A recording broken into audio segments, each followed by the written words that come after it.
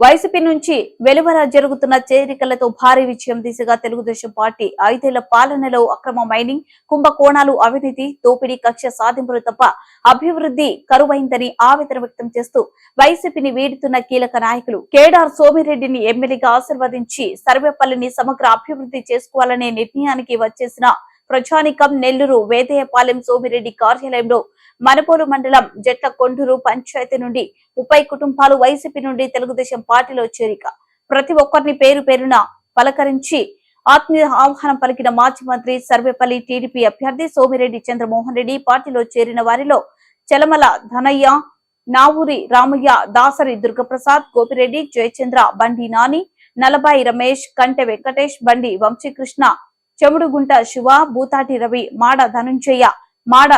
యానదయ్య, బిక్కి Seenaiah,